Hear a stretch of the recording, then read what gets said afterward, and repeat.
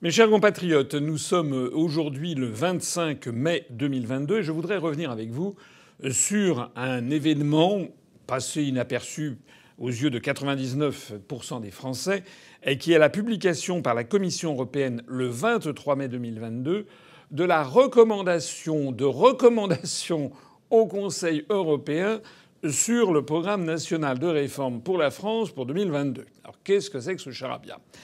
Comme je l'ai expliqué souvent à toutes les personnes qui m'écoutent depuis maintenant de nombreuses années, lorsque la France a signé puis ratifié le traité de Maastricht, nous avons donc accepté d'entrer dans l'euro et d'avoir une monnaie dite une monnaie unique, alors qu'en fait c'est une monnaie commune européenne. Et comme vous le savez, je l'ai beaucoup expliqué, pour avoir une monnaie qui soit durablement viable entre un grand nombre d'États, il y a actuellement 19 États qui partagent l'euro, eh bien il faut avoir une convergence de politique, notamment de politique économique, pour éviter d'avoir trop de déficit dans un cas, pas assez dans un autre pays, etc. Et donc l'idée, c'est que pour maintenir la viabilité de l'euro sur long terme, il faut absolument aboutir à ce rapprochement des politiques et donc avoir une entité centralisatrice qui coordonne les politiques économiques et sociales. C'est de là que vient tout le problème de la suite des événements, c'est-à-dire que les grandes politiques économiques et sociales de la France sont fixées par la Commission européenne en vertu de l'article 121 désormais du traité sur le fonctionnement de l'Union européenne, sur la nouvelle nomenclature issue du traité de Lisbonne. J'en ai beaucoup parlé. Ça s'appelle les grandes orientations des politiques économiques. Il y a un certain nombre d'années, la Commission européenne publiait donc chaque année le rapport des GOPE. J'ai donné un certain relief à cet acronyme, les grandes orientations des politiques économiques, qui d'un seul coup sortaient comme ça au mois de mai-juin, sortaient de la Commission européenne et fixaient à chaque pays ce qu'il devait faire. À l'issue, en fait, d'un processus dialectique, comme on dit, c'est-à-dire que la Commission européenne n'est quand même pas des gens qui sont des encyclopédies ambulantes, ils demandaient donc à chaque État de lui transmettre leurs propositions. Alors le système fonctionne toujours de la même façon, sauf que depuis 2011, je crois, ça a été un petit peu modifié dans la présentation, c'est-à-dire que chaque État doit présenter un programme national de réforme, le PNR, qui ensuite est transmis à la Commission européenne. La Commission européenne examine le programme en question, puis ensuite publie une recommandation qu'elle va transmettre au Conseil européen, qui est le Conseil des chefs d'État et de gouvernement, qui en fait publiera ensuite une recommandation définitive sur le PNR de la France en l'espèce, mais ça peut être aussi le PNR de la Grèce, de l'Italie, du Portugal et j'en passe. Voilà, alors j'espère que je suis clair. Ça veut dire que concrètement, il y a un certain nombre d'années, j'avais fait des conférences où je parlais du rapport des GOPE, des grandes orientations des politiques économiques. Maintenant, ça a un petit peu changé. Qu'est-ce qui s'est passé là, justement ? Le 9 mai dernier, l'État, la République française, a transmis à Bruxelles son projet de programme national de réforme qui a été élaboré en France avec différents ministères dans le cadre d'une coordination qui est faite par le secrétariat général des affaires européennes, le SGAE, qui essaie de voir dans chaque ministère comment aller dans le sens de ce que demande la Commission. Et transmet ensuite ce programme national de réforme à la Commission, laquelle donc le 23 mai, donc reçu le 9, publié par la Commission le 23, donc ça fait 14 jours après, 2 semaines après, la Commission européenne a publié son document en s'inspirant du PNR proposé par la France. Alors, j'insiste sur cette chose comme ça, c'est un petit peu compliqué parce que il faut bien comprendre que lorsque l'on parle de ce rapport fait par la Commission, de cette recommandation, les européistes répondent maintenant systématiquement plusieurs choses. D'abord, ben oui, mais la Commission n'y est pour rien, c'est à partir des documents transmis par les États, ce qui est factuellement exact, mais en réalité sur l'esprit assez faux, puisque justement les États savent qu'ils doivent proposer des réformes voulues par la Commission. Donc en fait, c'est un processus qui permet de mouiller la responsabilité des États. Deuxièmement, les européistes disent de toute façon, ce n'est pas la Commission européenne qui prend la décision, c'est le Conseil des chefs d'État et de gouvernement. Donc en fait, la Commission là-dedans ne serait quasiment que la greffière. Elle ne ferait que rédiger en fait ces documents. Alors là aussi, c'est faux parce que il se trouve que nous sommes dans un système avec 27 chefs d'État et de gouvernement. Et j'ai déjà eu l'occasion de le dire, mais je le répète ici pour que vous compreniez bien comment ça fonctionne. Quand vous mettez 27 personnes ou 27 chefs d'État et de gouvernement autour d'une table en demandant que les gens s'entendent, vous êtes obligé, contraint plus exactement, contraint par la réalité, de faire preuve d'esprit de compromis et de souplesse. Surtout lorsqu'un document vous parvient à l'échelon final où tout est déjà bouclé par tous les travaux qui ont été faits par les fonctionnaires tout au long de la chaîne hiérarchique. Donc en réalité, la plupart des décisions qui sont prises au Conseil européen et dont la Commission ensuite se prévaut, en réalité sont prises par des chefs d'État et de gouvernement qui ne peuvent quasiment pas changer. Ils peuvent d'autant moins changer que la Commission européenne a le monopole des procédures pour avoir des projets de nouvelles directives. Voilà, j'espère que j'ai été clair. Ça veut donc dire, dans un système qui ne l'est pas, ça veut donc dire que le document publié par la Commission est une recommandation. Recommandation, c'est pas un conseil d'amis. Recommandation, ça veut dire qu'il faut le faire. Mais c'est une recommandation qui est faite en partie par des éléments fournis par les États et en l'espèce par la France, ce qui permet ensuite à la Commission européenne de jouer les saintes nitouches. Mais encore une fois, ces recommandations, enfin ce programme national de réforme qui est transmis à Bruxelles, l'est fait par les services administratifs français pour répondre aux demandes de la Commission. Alors, il faut regarder ce qui a été décidé. Je voudrais rappeler ici que le processus tel qu'il est conçu, chaque année, il y a donc un document qui est publié maintenant sur la recommandation pour le programme national de réforme pour la France, pour l'Italie, pour le Portugal, pour la Pologne, etc.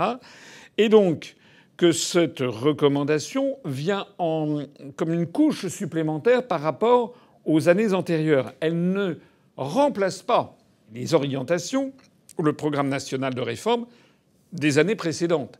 Parce qu'il se trouve que parmi toutes les mesures qui sont proposées, il y a qui sont d'ordre général, qui sont assez vastes, et qui ne se règlent pas en un an, qui peuvent se régler sur plusieurs années. Donc tout ce qui est annoncé, ça s'empile comme un millefeuille, et il est bien évident que ça n'est pas parce que dans le programme national de réforme 2022 dont je vais parler dans un instant, il n'y a pas des sujets pointus ou ponctuels sur tel ou tel aspect des choses. Par exemple, je ne sais pas, moi, sur la réforme de la SNCF, que ça n'existe pas puisque c'est dans d'autres, c'est enfoui dans des programmes nationaux de réforme antérieurs. Encore avant d'entrer dans le détail, je voudrais régler ici un débat, le fameux débat de M. Mélenchon, qui explique qu'il va désobéir au traité et notamment désobéir au rapport fait par la Commission européenne aux recommandations en matière économique et sociale. Vous voyez bien que le processus est très vicelard, puisque si M. Mélenchon et la NUP arrivaient au pouvoir, il se trouverait confronté à un document, le PNR, qui a été à l'origine transmis par la France elle-même. Et donc la Commission européenne aurait beau jeu de dire écoutez, attendez, c'est votre propre programme qui a été élaboré avec les services, en concertation avec les services de la Commission. Je reviendrai encore plus loin sur cet aspect des choses pour entrer maintenant dans le détail. Alors qu'est-ce qu'il y a dans ce PNR 2022 ? Eh bien, premièrement, après de longues considérations, il y a des longues analyses, mais il faut arriver à la fin, c'est à la dernière page qu'il y a les recommandations proprement dites. Premièrement, la rigueur budgétaire. Il est précisé que la croissance des dépenses courantes de l'État devra être inférieure à la croissance anticipée du produit intérieur brut de la France sur moyen terme. Alors, bon, je ne vais pas entrer dans trop de détails. Mais les économistes savent que c'est extraordinairement difficile à réaliser. Ça veut donc dire, sous ce jargon technocratique pas très facile à comprendre pour monsieur et madame tout le monde, ça veut dire une rigueur très sévère par rapport aux années antérieures où normalement on devait aussi avoir une rigueur, sauf que vous le savez, monsieur Macron, pendant la période de la Covid-19, a dépensé à tout va. Le deuxième point essentiel de ce document, c'est la réforme des retraites et la suppression des régimes spéciaux. Alors j'insiste là-dessus parce que cette réforme des retraites et cette suppression des régimes spéciaux est donc de nouveau, c'est pas la première fois, mais de nouveau réclamée par la Commission européenne. qui pourra dire oui, mais c'est vous-même qui nous l'avez proposé. Et la France pourra dire oui, mais c'est vous qui nous l'aviez demandé. C'est le serpent qui se mord la queue. Demander à un État de veiller à la viabilité de son système de retraite sur long terme. Pourquoi pas? Mais ce dont il est question, c'est une réforme des retraites et la suppression des régimes spéciaux. Alors moi, j'aimerais qu'on m'explique pourquoi l'appartenance de la France à l'Union européenne, à cette construction européenne, amène, au bout du compte, des fonctionnaires européens qui ne sont, pour leur grande majorité, qui ne sont pas français, demandent quelque chose comme la suppression des régimes spéciaux, qui est un sujet extraordinairement explosif en France, avec peut-être une majorité de Français qui ne sont pas en désaccord, mais une minorité de Français qui, justement, ont des régimes spéciaux et qui, eux, sont tout à fait en désaccord. Je pense par exemple aux retraités d'EDF-GDF qui ont un régime particulier. Je pense également aux avocats qui ont un régime spécial où ils ont mis depuis des années, ils ont mis comme un écureuil, ils ont mis des économies et ils ont peur que la fusion des régimes, de tous les régimes pour en arriver à un seul, finisse par en fait qu'ils soient spoliés de l'effort qu'eux-mêmes et toutes les générations d'avocats ont fait avant eux pour préparer leur retraite. Et les fonctionnaires, je sais pas, luxembourgeois, maltais, autrichiens, danois, irlandais et slovaques qui expliquent qu'il faut que la France fasse fusionner ces régimes spéciaux ne se rendent pas compte, probablement, du caractère explosif que ça représente. De même que les réformes des retraites. Vous voyez bien aussi au passage que les programmes présidentiels qui ont été exposés pendant la campagne présidentielle, si tant est qu'il y ait eu une campagne, ont eu un immense tort de ne pas vous parler de tout ce dont je vous parle maintenant. Puisque, encore une fois, la France va être probablement astreinte à mener à bien cette nouvelle exigence de la Commission européenne, bénie par le Conseil européen, de réformer les retraites. Le troisième sujet, c'est que ce document demande à la France de conclure la programmation de la politique de cohésion, c'est son terme, politique de cohésion européenne, sur les années 2021-2027, c'est-à-dire sur les 7 ans 2021-2027.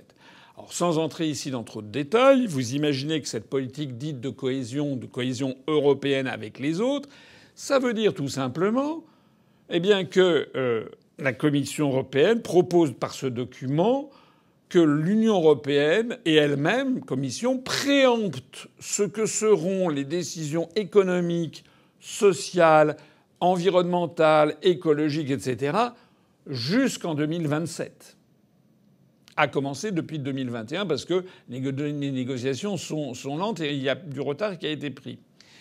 Et donc que ceci soit préempté, quels que soient les résultats des élections qui pourront se tenir en France d'ici là. Alors on me dira mais oui, mais en 2027 justement, ça sera la prochaine élection présidentielle. Et puis les élections législatives, c'est dans quelques semaines, bien sûr, mais on ne sait pas de quoi l'avenir est fait. Qui sait si M. Macron terminera son deuxième mandat? Peut-être pas. Qui sait s'il n'éprouvera pas, à la limite, le besoin de dissoudre l'Assemblée nationale parce qu'il y aura des troubles sociaux énormes. Il pourrait dissoudre ça en 2025. Et donc vous voyez bien que ceci se heurterait à ce carcan qui est fixé jusqu'à 2027 et que la Commission européenne nous demande donc de conclure rapidement. Le quatrième point, je le dirai plus rapidement, c'est développer l'apprentissage en entreprise, ce qui n'est pas forcément une mauvaise chose, mais enfin... Encore une fois, je ne vois pas du tout en quoi cela concerne la Commission européenne et des commissaires européens ou bien des fonctionnaires qui sont croates, grecs, italiens, hongrois, suédois et finlandais de nous demander d'avoir une nouvelle politique en matière d'apprentissage. C'est quand même très, très, très singulier et très contradictoire avec le principe de souveraineté nationale. Enfin, le cinquième point, particulièrement développé cette année, concerne la question de l'énergie. Et notamment, le cinquième point impose à la France de réduire la dépendance globale au pétrole et au gaz, donc aux hydrocarbures, et donc aux énergies fossiles, et, je cite ce document, d'accélérer le déploiement des énergies renouvelables de taille industrielle et décentralisée. Alors, ça veut dire notamment en facilitant l'investissement privé et en facilitant l'octroi des permis d'exploitation. Alors tout ça mérite quand même qu'on s'y arrête aussi. Qu'est-ce que ça veut dire tout ce charabia? Ça veut dire qu'en fait, ce rapport sur le PNR 2022 de la France, posé sous forme de recommandation par la Commission européenne, impose que le gouvernement français se mette à développer tous azimuts, bien plus encore que ce que nous avons vu, eh bien, les énergies renouvelables, au premier rang desquelles les éoliennes. Les éoliennes, et notamment en donnant de plus en plus au privé et en facilitant l'octroi de permis, c'est pour qu'il y en ait le plus possible. Alors, c'est un débat national. Vous savez quels sont les arguments des partisans des éoliennes, l'énergie renouvelable, etc. Vous savez aussi quels sont les arguments très sérieux des opposants. Le saccage des paysages, la pollution des sites avec des dalles de béton énormes, et puis ensuite on ne sait plus quoi faire de tout. On a neutralisé parfois des hectares de terre agricoles. La nocivité sur la santé du voisinage. On a découvert avec les années que les éoliennes dans un rayon de quelques 10, 50 ou 100 mètres autour d'elles produisent un bruit qui finit par nuire à la santé des habitants qui se trouvent à proximité. Les hécatombes d'oiseaux. Ce n'est pas une plaisanterie. Les éoliennes, elles tournent et il y a parfois des dizaines, des centaines d'oiseaux, surtout si ce sont des petits oiseaux au moment de tel ou tel déplacement en groupe, eh bien, qui tombent sous les pales des éoliennes. Et puis, bien entendu, vous le savez certainement, l'approvisionnement en terres rares que consomment ces éoliennes, dont 90% de la production se situe en République populaire de Chine. Ce qui signifie donc d'avoir des relations commerciales, politiques et géopolitiques avec la Chine qui seraient améliorées par rapport à ce que c'est actuellement et ce que c'est en train de devenir. Même question d'ailleurs pour les panneaux solaires. Là aussi, il y a des problèmes qui sont en partie comparables à ceux que je viens de dire, notamment, alors non pas le saccage forcément des paysages, mais du bâti, notamment dans des endroits qui sont des centres-villes ou des parties historiques. C'est également, bien sûr, qu'est-ce que l'on fait des panneaux solaires une fois usagés et ces panneaux nécessitent d'avoir la consommation de terres rares. Troisièmement, il y a la biomasse. La biomasse, c'est un développement certainement intéressant et qui est souhaitable, je ne dis pas le contraire, mais qui n'est pas la panacée non plus, puisque je rappelle que pour utiliser la biomasse, c'est-à-dire notamment du bois coupé, eh bien, il faut construire des centrales spécifiques pour traiter la biomasse. Ça veut dire aussi que certes, la biomasse ne produit pas de gaz à effet de serre, mais il y a des émissions de particules fines qui peuvent être dangereuses pour la santé. Ça pose des problèmes de gestion des ressources de la forêt, de concurrence avec les terres agricoles et de pollution des terres agricoles, etc., etc. Donc vous voyez que les orientations fixées par la Commission européenne se heurtent en fait très concrètement à des revendications locales, notamment d'un certain nombre d'habitants ou d'agriculteurs ou de riverains qui disent ben non. Vous voyez aussi au passage que lorsque Madame Le Pen, par exemple, dans son débat, je crois avec Macron de deuxième tour, il me semble que ça a été évoqué pendant ce débat. En tout cas, ça a été évoqué à d'autres moments. Dans le programme de Madame Le Pen, il y avait par exemple l'arrêt immédiat des éoliennes. Alors on fait quoi?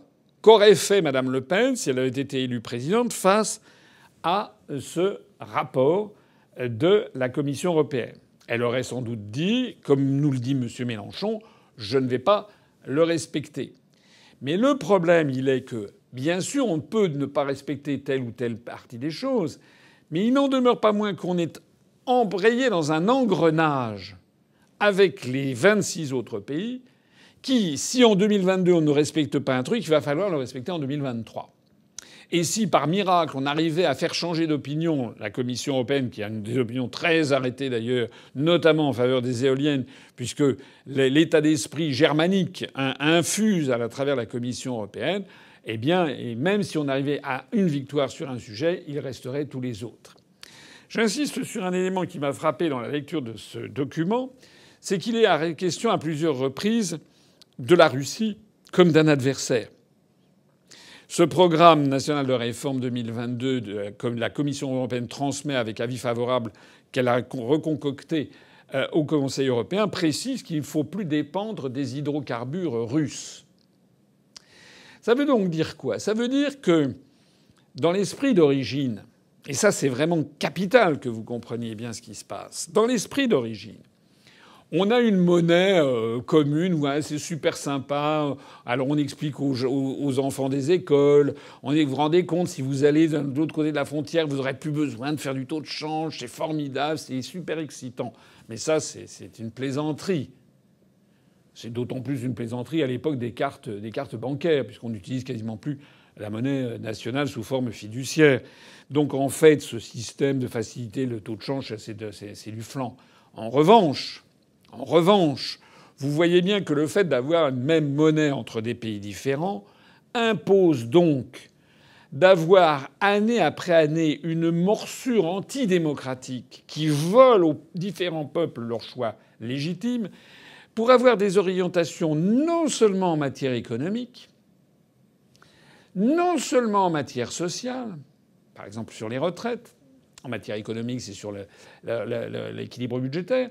Non seulement en matière environnementale, on l'a vu tout à l'heure, faciliter les énergies renouvelables, il y a un discrédit qui est jeté sur le nucléaire, mais aussi maintenant dans un domaine éminemment géopolitique et international qui est que nous sommes les adversaires de la Russie.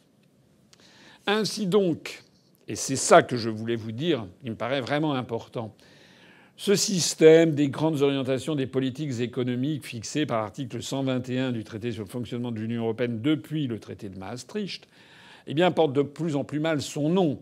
Et c'est mieux d'ailleurs de l'appeler le programme national de réforme. Mais ça veut dire surtout qu'il s'agit d'un programme de contraintes antidémocratiques. L'existence même de ce document montre que l'Union européenne est devenue une structure dictatoriale.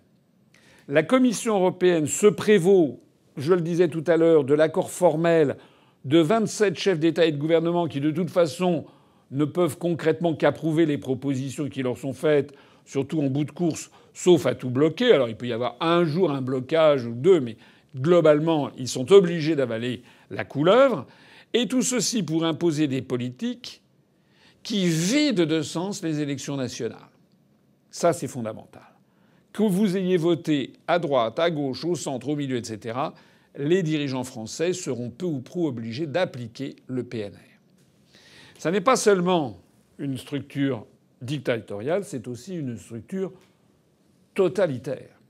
Totalitaire au sens, je ne fais pas de polémique, au sens de total. Vous avez ceux qui s'intéressent aux questions européennes savent que depuis des années, on nous a parlé d'un principe qui est un principe d'ailleurs à l'origine d'un principe théologique qui a été inventé par la Sainte Église, qui est le principe de subsidiarité. Et vous avez encore quelques européistes ancienne manière qui régulièrement se prévalent du principe de subsidiarité. Ça veut dire qu'en fait, l'Union européenne ne s'intéresserait qu'aux grandes choses et le principe de subsidiarité voudrait dire que pour tout ce qui est subsidiaire, ça doit être laissé aux États. Ça, c'est la théorie qui a été enseignée, qui continue d'être enseignée à des étudiants. Mais toute la pratique montre le contraire. La pratique montre que l'Union européenne veut tout uniformiser dans le moindre détail, comme on le voit ici, avec la certitude d'avoir raison dans tous les domaines, au point même d'imposer des choix identiques à tout un continent. D'ailleurs, si vous y réfléchissez un tout petit instant, le principe même de la construction européenne, c'est l'antithèse exacte du principe de subsidiarité, puisque l'on a commencé par vouloir uniformiser la taille des sièges de tracteurs ou bien la composition du beurre de cacao pour, paraît-il, arriver à ces États-Unis d'Europe. Donc le principe même de la construction européenne est le contraire de la subsidiarité. Alors ce que je voudrais dire ici, et ça sera ma conclusion, c'est que à partir du moment où la Commission européenne, elle va imposer à la France la réforme des retraites, de développer les éoliennes, de développer les panneaux solaires, de se mettre en mauvais termes avec la Russie, etc., enfin sur tous ces sujets que vous imaginez, qu'on vient de voir, ce qu'il faut bien comprendre, c'est qu'elle va l'imposer avec des nuances nationales en fonction de la situation ici ou là, Elle va imposer ce qu'elle estime être des vérités ultimes, puisqu'elle estime qu'elle a parfaitement raison et qu'elle est parfaitement rationnelle. Elle va l'imposer en fait à 27 États différents. Alors là, on tombe sur un schéma historique qui est très connu, qui a commencé avec l'Empire romain. C'est le schéma impérial. Ça veut dire que vous avez, dans l'histoire des hommes, des structures pilotées par des êtres humains idéalistes à l'origine, extrêmement ambitieux ensuite, et qui croient peut-être vraiment dans ce qu'ils pensent, et qui estiment qu'il faut uniformiser, unifier, etc. Ça veut dire qu'on va avoir, avec la construction européenne, ce que l'on a eu dans tous les phénomènes impériaux, y compris d'ailleurs dans les empires coloniaux, c'est-à-dire la volonté d'imposer les mêmes croyances, les mêmes valeurs, les mêmes schémas économiques, le même type de propriété, la même conception de la vie dans l'univers, etc., à toute une série de peuples différents. Le problème qui se pose est un problème que j'ai déjà expliqué dans des conférences, mais j'y reviens à cette occasion. C'est tout simplement un problème de logique et de probabilité. Il est possible qu'un empire, que Rome, Byzance, que du temps de l'URSS Moscou, du temps de l'Empire wilhelminien Berlin, etc., il est possible qu'un empire puisse avoir, que les gens qui sont à la tête aient des bonnes décisions, qui s'imposent à des centaines de millions de personnes qui parlent des langues différentes, qui ont des religions différentes. C'est possible. Mais il est impossible, statistiquement, que des êtres humains, quels qu'ils soient, prennent 100% de bonnes décisions. Donc forcément, et c'est là, par là que pêchent les empires, forcément, à un moment de leur histoire, ils prennent des décisions qui sont des décisions qui se révèlent mauvaises. Or, le principe de l'Empire est d'avoir tué toute concurrence. J'ai déjà eu l'occasion de le dire et j'y reviens. Lorsque, dans l'histoire de l'Europe, qui a été une histoire grandiose, lorsqu'un pays se trompait sur un choix stratégique, il y en avait un autre qui faisait un choix différent et qui, lui, ne se trompait pas. Par exemple, l'Espagne, lorsqu'elle a conquis le Nouveau Monde, s'est ensuite un peu laissée aller, sous Philippe II, voilà, au XVIe siècle, et elle a vécu sur son acquis. Pendant ce temps-là, la France commençait à se développer en créant quelque chose de nouveau qui était l'empire centralisateur, avec une monarchie absolue, avec une proximité entre l'industrie et l'État qui s'est révélée bénéfique. Et la France a commencé à se développer, à dépasser le royaume d'Espagne qui commençait une lente léthargie. Et puis après ça, il y a eu, aux Pays-Bas, on a inventé l'aménagement du territoire avec les polders. Aux Pays-Bas, on a inventé les bourses de valeur avec la fameuse crypte des tulipes. Et puis après ça, en Angleterre, on a inventé la monarchie parlementaire. On a inventé le capitalisme. On a inventé les premiers syndicats. Et donc, ce qu'il faut bien comprendre, c'est que s'il y avait eu un empire européen à l'époque, depuis la Renaissance, eh bien nous aurions peut-être eu un empire qui nous eût tous poussés dans la mauvaise politique suivie par l'Espagne de Philippe II. Et donc nous serions tous dégringolés. Alors que le fait qu'il y ait des États-nations différents, ayant chacun une politique différente, a permis que celui qui avait fait le bon choix émerge par rapport aux autres et que les autres se disent « il faut faire ce qu'il a fait puisque c'est lui qui est réussi ». C'est comme ça que périssent tous les empires, c'est par la mort de la concurrence. Et pourquoi l'Europe a-t-elle été grande ? Par la concurrence. Pourquoi, par exemple, d'ailleurs, en ce moment, l'Asie se développe-t-elle si bien ? Parce qu'il y a une très forte concurrence entre les pays d'Asie. Il est d'ailleurs extraordinaire, du point de vue de la philosophie historique et économique, de voir que les Européens, les européistes, plus exactement, les idéologues de la construction européenne, qui n'ont à la bouche que le principe de concurrence libre et non faussée, qu'il faudra absolument assurer la concurrence des entreprises au sein de l'espace commun européen, en même temps essayent de tuer toute la concurrence qui existait entre les États-nations. Pas tout à fait. Ils veulent bien maintenir la concurrence salariale et fiscale, tout ce qui va dans l'intérêt des entreprises. Donc ça, de ce point de vue-là, il peut y avoir effectivement le mieux-disant ou le moins-disant fiscal, le moins-disant salarial. Mais pour tout le reste, au lieu de laisser les pays développer leur propre politique, ils nous imposent une stratégie qui est peut-être juste et qui est peut-être fausse. On l'a vu sur la Covid-19. L'Union européenne s'est emparée de l'achat de 4 milliards de doses d'injections ARN Pfizer, c'est-à-dire à peu près puisque quasiment 10 par personne. Maintenant, on ne sait plus quoi faire de ces doses. C'est une erreur fondamentale qui découle de cette centralisation impériale, et c'est une erreur. De la même façon d'ailleurs que l'idée d'imposer dans toute l'Europe des éoliennes est peut-être, on n'en sait rien encore, mais peut-être se révélera une erreur épouvantable. On va peut-être saccager des paysages, dénaturer des sols, alors qu'en fait, si on mettait plus les feux sur le développement de la fusion nucléaire pour produire de l'électricité, j'ai déjà eu l'occasion d'en parler, il y a des progrès considérables qui sont faits, pas seulement avec ITER, mais surtout en Chine en ce moment, eh bien peut-être que c'est là la voie d'avenir. Mais non, on a des idéologues qui, à Bruxelles, vont nous imposer d'avoir des éoliennes absolument partout, d'avoir des panneaux solaires, sans d'ailleurs tenir compte au passage des conséquences en matière géopolitique d'approvisionnement. De la même façon sur la Russie. C'est un sujet différent, mais on est quand même dans le même sujet. Actuellement, la construction européenne, l'Union européenne, impose à tous les 27 pays membres de l'Union européenne d'avoir la même politique vis-à-vis de la Russie et de l'Ukraine. Alors, il y en a un, c'est le Premier ministre hongrois Viktor Orban qui, lui, fait en sorte quand même de se dégager de cette emprise. Il fait de la résistance.